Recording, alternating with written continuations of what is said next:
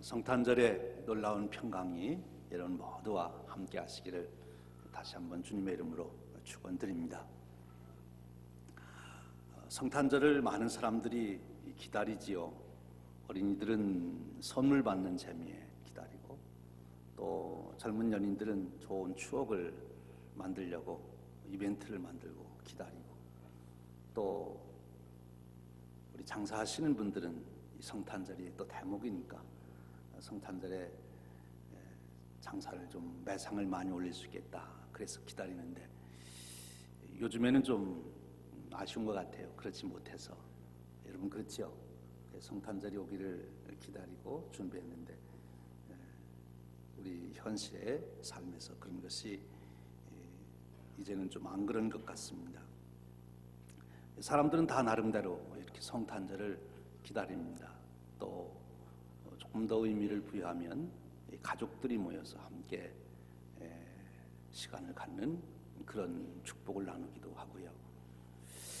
그런데 정말 성탄절의 귀한 축복, 그것은 무엇일까? 오늘 우리가 읽은 이사야서의 말씀이 바로 성탄절의 진정한 축복, 왜 우리가 성탄절을 기뻐해야 하는가?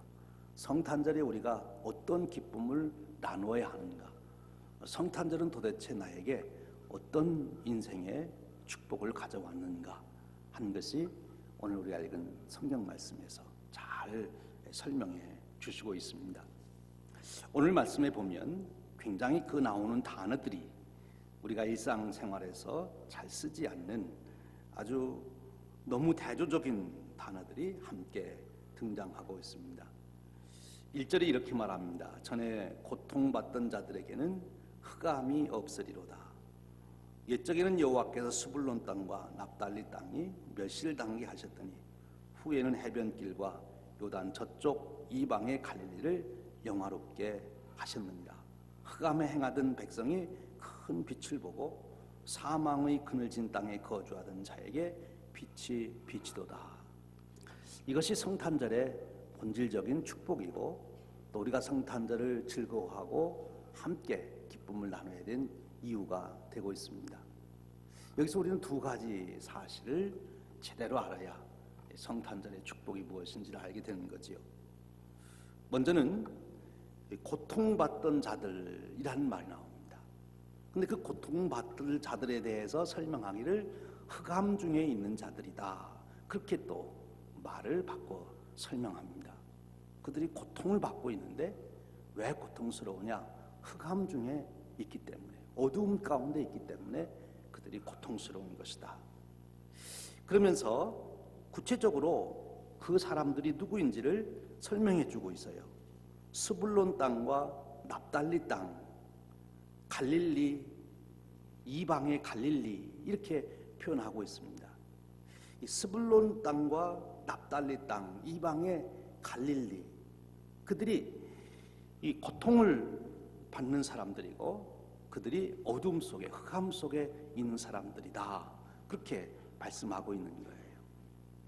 그럼 여기서 설명하고 있는 스불론 땅과 납달리 땅, 이방의 갈릴리라는 말이 어떤 사람들을 두고 하는 말인가 하는 것을 우리가 알아야 바로 여기 고통이라는 것이 무엇인지를 알고 여기서 말하는 흑암이라는 것이 무슨 뜻인지를 제대로 알게 되는 것입니다.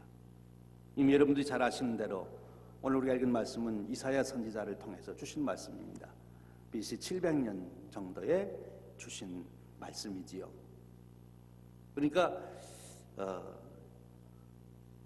여기 나오는 스불론과 납달리는 이스라엘 12지파 중에 한 지파인데, 그들이 이스라엘 백성들이 가나안 땅에 입성했을 때 여호수아가 각 지파별로 그들이 살 지역을 나눠줍니다. 그 지역을 나눠줄 때 이 스불론과 납달리 지파에게는 그 팔레스틴의 제일 북쪽, 제일 변방을 나눠줬어요. 그러니까 이 스불론과 납달리 지파는 그렇게 중요하게 또는 귀하게 여김을 받지 못하지 않았나 하는 생각을 갖습니다. 제일 이방의 나라와 근접해 있는 국경지대를 주게 된 거예요.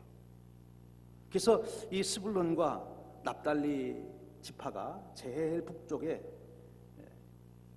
국경지대에 지금 자리를 잡고 있기 때문에 그럼 어떤 일이 생기겠습니까? 전쟁이 일어날 때마다 가장 먼저 공격을 받고 전장의 참화 속에 가장 먼저 피해를 보는 것이 이 스불론과 납달리 땅 사람들이지요. 사실 그랬어요. 그래서 이 스불론과 납달리 땅 사람들은 전쟁이 그칠 날이 없는 거예요. 특별히 아수르가 강성해져서 이제 북쪽 왕국이 멸망할 때 가장 먼저 피해를 보고 가장 심하게 피해를 당한 사람들이 바로 이 사람들이지요. 그래서 여기 표현에 이방의 갈릴리라고 하는 표현이 있어요. 왜 이방의 갈릴리라고 그랬을까? 그것은 이 스불론하고 납달리가 당연히 유대인으로서 같은 선민으로서 그들이 그렇게 인정을 받아야 되는데 이방의 갈릴리라고 표현을 받고 있어요. 그 이유는 무엇 때문인가 하면 아수르가 이스라엘의 북쪽 나라인 북왕국 이스라엘을 멸망시켰을 때 그들이 어떤 정책을 쓰게 됩니까? 그 북쪽 땅에 살고 있던 이스라엘 백성들을 전부 포로로 잡아가고 그리고 그들을 산지에 다 다른 나라로 흩어지게 강제 추방을 했어요. 그 지역에 살지 못하도록. 그리고 그 땅에다가는 아수르 사람들이 와서 다른 민족이 와서 살도록 그렇게 했습니다. 그렇게 되니까 당연히 그 땅에는 혼혈이 이루어지게 되는 것이죠. 그래서 이 스불론, 납달리 지파 사람들이 이스라엘 백성들 중에서 가장 혼혈이 많이 생기게 됐어요. 그래서 남쪽 나라인 유다에 있는 사람들은 북쪽에 있는 사람들하고 상종을 하지 않으려고 그랬어요. 왜냐하면 피가 순수하지 못하다. 순수한 아브라함의 자손이 아니다. 그렇게 보는 거죠. 현실적으로는 전쟁의 참화 속에서 얼마나 많은 고통을 당했겠어요. 여러분, 이 전쟁이라는 것을 한번 생각해 보세요. 외국 군대가 쳐들어와서 온 동네를 짓밟아 갑니다. 얼마나 많은 어머니들이 자기 눈앞에서 자녀들이 처참하게 죽어져 하는 것을 보았겠어요. 얼마나 많은 아내들이 자기 남편들이 무참하게 학살되는 것을 자기 눈으로 봤겠어요. 얼마나 많은 남편들이 자기 아내들이 유린당하는 것을 보았겠습니까? 정말 피맺힌 한과 오난과 분노가 차 있는 그것이 이 납달리 스불론 지파 사람들이에요. 그것도 참으로 견딜 수 없는 고통인데 또 하나 고통은 남쪽 유다에 있는 자기 민족들이 상종을 안 해주는 거예요. 너희들은 피가 섞인 사람들이다. 우리 유대인이 순수한 하나님의 선민 아니다. 너희들은 이방인이다. 같은 민족으로부터도 말할 수 없는 차별을 받게 됐다고 하는 것입니다. 그러니까 이들이 얼마나 고통스러웠겠어요. 전쟁이 그렇게 많으니 경제적으로는 지대로 넉넉하게 살 수 있었겠습니까? 사실은 북쪽 땅이 남쪽 땅보다는 더 기름진 땅이에요. 헬몬산이 있고 그 밑에 땅들이 더 기름집니다. 그런데도 전쟁 때문에 제대로 농사를 지어서 또는 목축을 해서 그것을 누릴 수 있는 그런 조건이 될 수가 없는 거지요. 그래서 정말 고통 가운데 있던 것이 이 스불론 납달리 사람들이에요. 여러분들이 한번 그런 처지 형편에 있다고 생각해 보십시오. 거기에 소망이란 조금도 없습니다. 나라가 완전히 망했습니다. 다시 회복될 수가 없는 거지요. 남쪽에 있는 동족들로부터도 다시 차별을 받는 그런 거예요. 근데 그런 차별이 BC 700년대부터 737년에 이렇게 망했습니다. 724년에 망했습니다. 그때부터 시작이 됐는데 예수님 오실 때까지도 계속 그런 거예요. 그러니까 한번 그런 고통이 주어졌는데 그것이 치유되지 않고 가면 갈수록 더 심화되는 것이죠. 이것이 고통받는 것입니다. 여기 흑암 가운데 있다고 하는 것은 무엇입니까? 흑암이란 어둠 가운데 있는 거예요. 여러분, 우리가 어둠 가운데 있으면 어떻게 되죠? 분별을 못하는 거예요. 무엇이 큰지 작은지, 이것이 멀리에 있는지 가까이 있는지, 색깔은 어떤 것인지, 모양은 어떤 것인지 알 수가 없는 거예요. 우리가 갖는, 살기 위해서는 정보, 인포메이션이 필요한데 우리가 습득하는 정보의 85%가 눈으로 보고 우리가 정보를 얻는다고 그래요. 내가 어떻게 해야 될까 하는 그 정보를 얻는데 85%가 눈으로 봐서 얻는 거죠. 이 육신의 눈도 참 중요하지만 또 하나 중요한 것은 글을 아는 거가 중요하지 않습니까? 문맹. 글을 읽지 못한다는 것은 정보를 제대로 얻을 수 없다는 것을 말하는 거예요. 그 문서화된, 글로써 된 많은 좋은 지식들을 얻을 수가 없는 거지요. 우리 대한민국이 전 세계에서 근세에 와서 이렇게 빠르게 세계 속에 성장할 수 있는 나라가 된 것은 전 세계에서 문맹률이 가장 낮은 나라가 대한민국이라고 그래요. 세종대왕의 덕 때문에 그런 것 같아요. 한글을 우리가 쉽게 배울 수 있으니까. 그래서 제일 누구나 다 글을 읽을 수 있는 나라가 한국 사람들이라는 거지요. 문맹, 굉장히 큰 문제가 되지요. 근데 그거보다도 더 큰 문제는 영적인 눈이 닫혀지는 것입니다. 스불론과 납달리 사람들, 그렇게 외적의 침입을 받으며 다른 민족과 혼혈해서 살다 보니까 어떤 일이 일어납니까? 북쪽 왕국은 남쪽 왕국보다 특별히 우상 숭배가 더 많았겠어요. 신접한 자들이 더 많았어요. 점치는 사람들이 더 많았어요. 영적 분별력이 없는 거죠. 영적으로 암흑의 시대를 살고 있는 거예요. 이 흑암 가운데 있다고 하는 것은 이제 좀 더 우리가 의미를 살펴보면 이런 뜻입니다. 도대체 무엇이 인생에 더 가치가 있는지 분별을 못하는 거예요. 흑암 가운데 있기 때문에. 무엇이 영원한 것인지 무엇이 순간적인 것인지 모르는 거예요. 흑암 가운데 있기 때문에. 자기가 어디에서 왔다 어디로 가는지 알 수 없는 거예요. 왜? 흑암 가운데 있기 때문에. 어둠 가운데 있는 사람은 그렇습니다. 내 인생에서 내가 무엇을 추구해야 되는지, 내가 어디에서 왔다 어디로 가야 되는지, 내가 무엇을 믿고 살아야 되는지, 내가 정말 힘써서 해야 될 일이 무엇인지 그런 분별력이 없는 거예요. 왜? 흑암 가운데 있기 때문에. 그것이 흑암 가운데 있다는 말씀이에요. 지금 북쪽 이스라엘 백성들이 흑암 가운데 있다는 말은 그것입니다.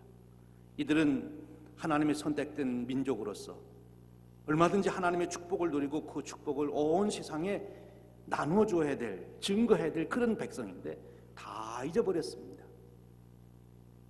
육신적으로는, 현실적으로는, 정치 경제적으로는 말할 수 없는 외적인 고통도 받고, 내적으로는 인생을 어떻게 살아가야 되는지도 모르고, 더더욱 하나님이 계신 것조차도 이제는 모르고 우상을 섬기고 그리고 신접해 있는 사람들이 많은 그런 흑암 속에 있는 이 백성들, 참으로 비참한 것이죠. 그런 백성들이 다시 일어난다고 하는 것은 있을 수 없는 일입니다. 절망입니다. 여러분, 이런 흑암 속에 살아가는 이 모습이 납달리 스불론 땅 그 살고 있는 이스라엘 백성들만 그런 것입니까? 아닙니다. 성경은 이것이 바로 하나님을 떠난 인간의 현주소라고 말씀해 주십니다. 원래 이런 역사는 창세기 3장에서부터 시작이 됐어요. 아담과 하와가 타락해서, 그래서 그 타락의 형벌로 죄와 사망의 노예로 살아갈 수밖에 없는 자리로 떨어질 때, 그때 이 역사가 시작이 된 거예요. 그것이 보다 역사적으로, 현실적으로, 구체적으로 그 일을 경험하는 것이 스불론 사람들, 납달리 사람들이라는 거지요. 그러나 생각해 보면 바로 이 스불론 납달리 사람들이 경험하는 이것은 바로 하나님을 떠난 우리 인간들의 실상, 현주소라고 하는 거예요. 하나님을 떠난 인간이 자기가 어디서 왔다 어디로 가는지 알 수가 없지요. 그래서 자기는 원숭이 후손이라고 그렇게 말하기도 하고, 죽으면 다 없어지는 거야. 다 끝이야. 컴퓨터 고장나면 다 갖다 쓰레기통에 버리듯이 우리 인생도 죽으면 다 쓰레기장에 버리고 끝나는 것이야. 인생은 특별한 의미가 없어. 그저 순간순간 쾌락을 따라 살아가면 그만인 것이야. 얼마나 많은 사람들이 그렇게 살아갑니까? 그것이 다 흑암 가운데 있기 때문에 그런 거지요. 거기에는 진정한 행복이 없습니다. 보람이 없습니다. 삶의 의미가 없습니다. 그저 동물적인 생존, 그것만 있는 거지요.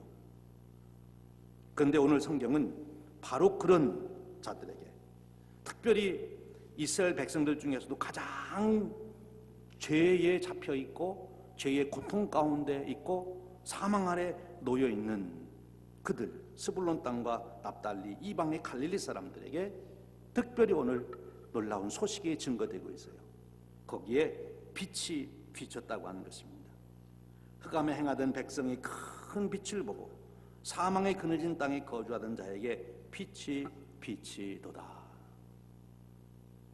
인간이 타락한 이후에 사단은 인간에게 주어진 이 죽음의 권세를 가지고 인간들을 위협하고 인간들을 무력화시키는 일을 하고 있습니다. 지금 이방의 갈릴리라 칭호를 받는 그 사람들이 그 권세 아래 놓여 있는 거지요.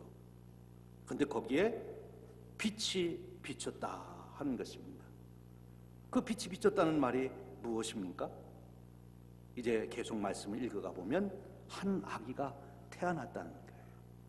그 빛이 비쳤다는 말은 구체적으로 무엇을 말하냐? 한 아기가 태어났다는 것입니다. 그 한 아기가 태어난 것이 바로 이렇게 죄악과 사망에 잡혀있는 자들에게 빛이 되었다고 하는 것입니다. 이 아기가 태어남으로 사람들이 눈이 열린 거예요. 세상을 볼 수 있게 된 거예요. 자기 자신을 볼 수 있게 된 거예요. 무엇이 인생에서 귀중한지를 이제는 제대로 볼 수 있도록 되어진 거예요. 우리 주님 예수 그리스도께서 이 땅에 아기의 몸으로 태어나신 그 사건은 바로 흑암 중에 있던 우리 인간들, 사망의 권세 아래 놓여있던 우리 인간들에게 빛을 비춰주신 것, 내가 어디에서 왔다 어디로 가는지, 내가 이 땅에서 무엇을 추구해야 되는 것인지, 무엇이 가장 영원토록 가치가 있는 것인지 그것을 분명하게 알 수 있도록 해주신 사건이에요. 빛으로 임하신 사건이에요. 뿐만 아니라 바로 이 사건은 사망의 권세를 이기는 새 생명, 부활의 권세가 있음을 보여준 사건이 되었어요. 사실 우리가 성경을 역사적으로 읽는다면 이사야가 이 말씀을 하실 때 이 말씀을 듣는 사람들은 아직 700년 후에 오실 예수님에 대해서는 잘 몰랐어요. 그전 한 아기가 온다 이렇게 설명을 들었을 때에도 그들은 이 한 아기를 메시아라는 이름으로 받았습니다. 그런데 그들이 메시아라는 이름으로 받을 때는 누구를 생각한가 하면 바로 왕을 생각했어요. 왕.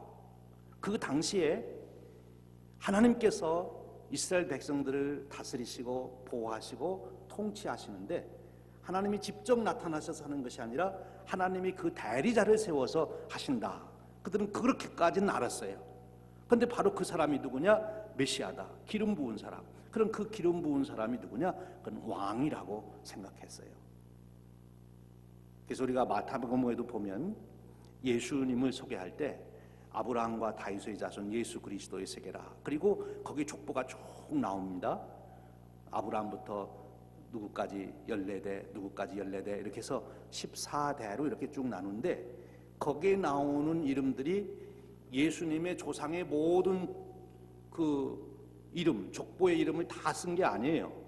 대표적인 사람만 거기 나온 거예요. 14명씩만 한 세대별로 구분할 때 14명 대표들만 뽑아서 거기 나온 겁니다. 그리고 히브리 개념에서는 아버지가 아들을 낳아도 아버지가 아들을 낳았다 하지만 고조 할아버지가 고조 손자를 낳아도 아버지가 아들을 낳았다 이렇게 표현을 해요. 중요한 것은 대표성으로 봤기 때문에. 근데 거기에 예수님의 족보에 나오는, 마태복음에 나오는 이름들은 그게 왕의 족보입니다. 왕이 된 사람들의 족보를 그렇게 쓰고 있는 거예요.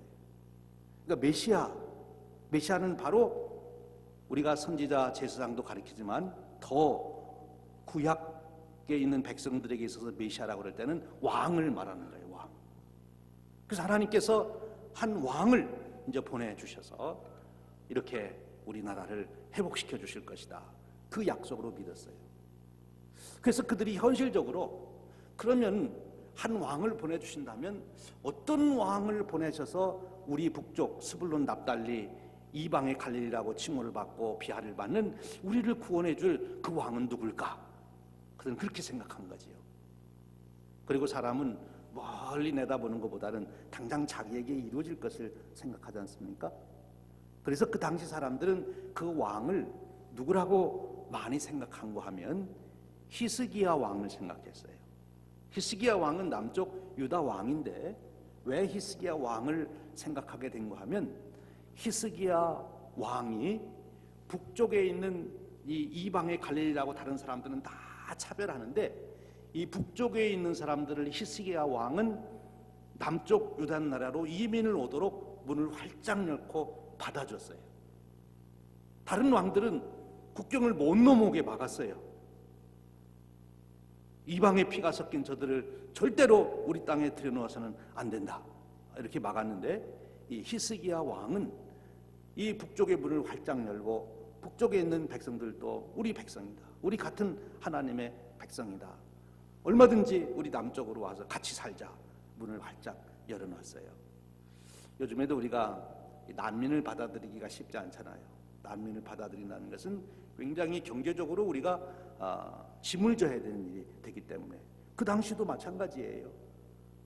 전쟁통에 피난 오는 사람들이 무슨 자본을 가지고 있어요? 뭘 가지고 계세요?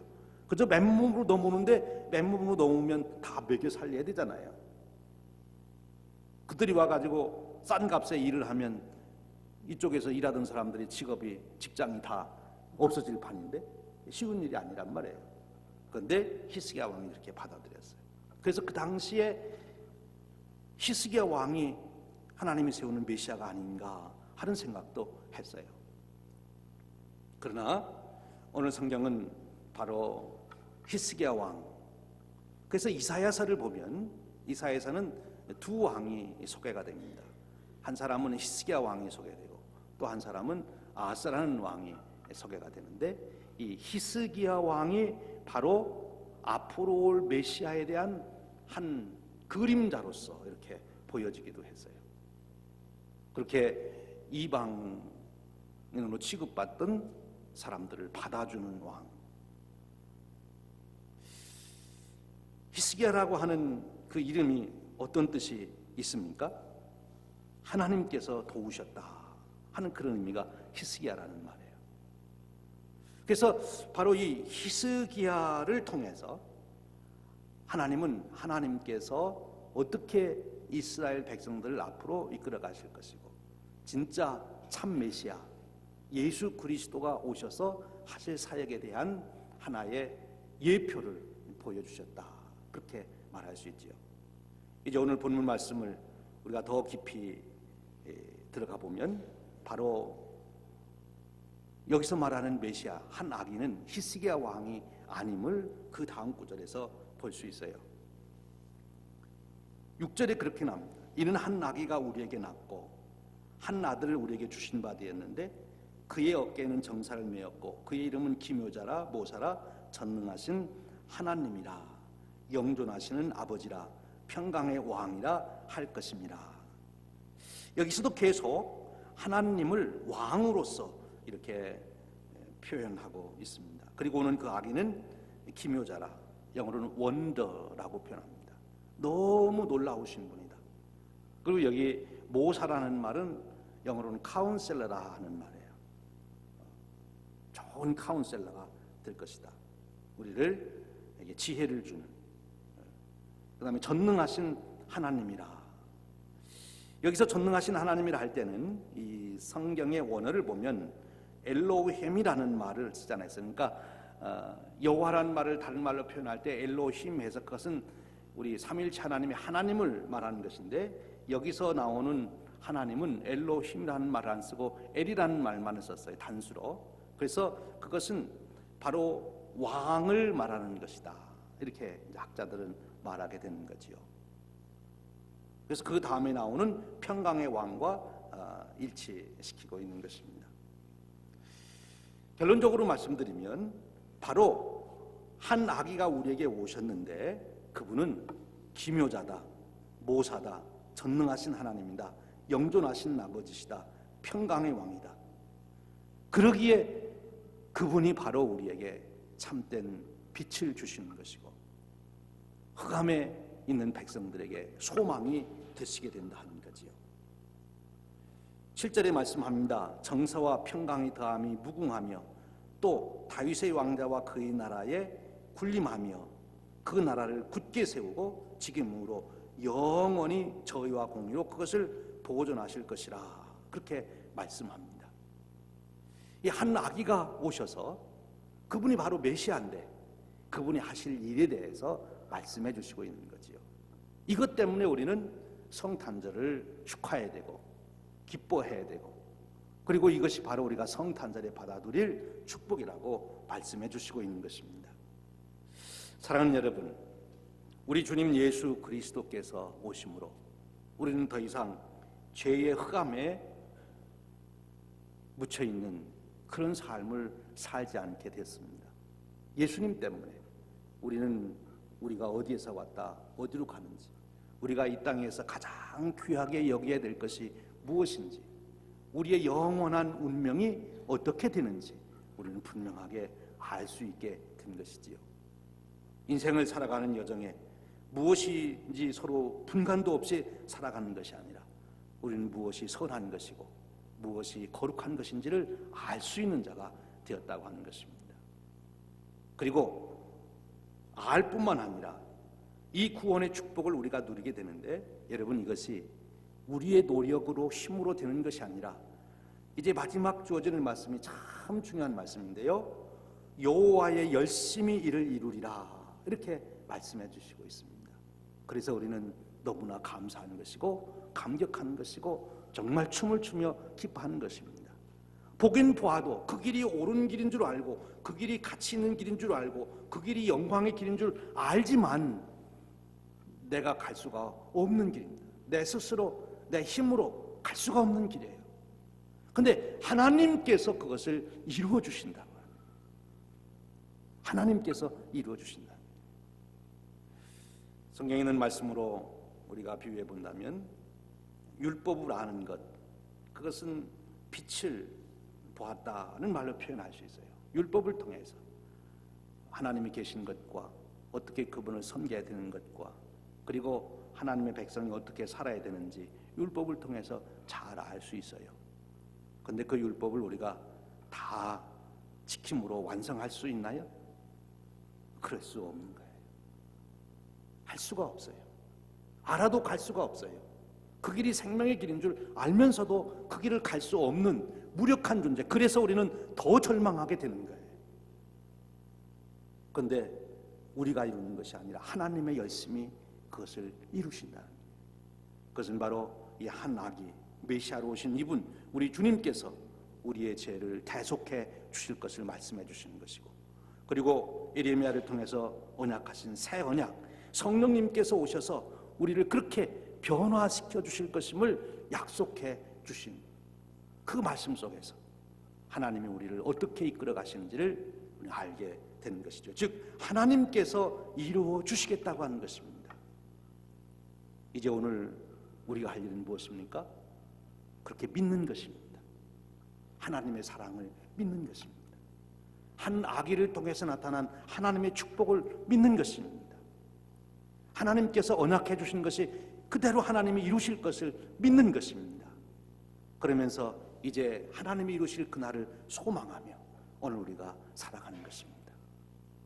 여전히 나는 무력한 중에 있고 여전히 이 세상에 흑암이 있고 악의 권세가 판을 치는 것 같지만, 그러나 하나님께서 이루신다 하셨기 때문에, 하나님이 공의와 정의를 이루시겠다고 말씀하셨기 때문에 하나님이 이루실 그 날을 소망하며 기다리며 살아가는 것, 이것이 성도의 삶이 되는 것입니다.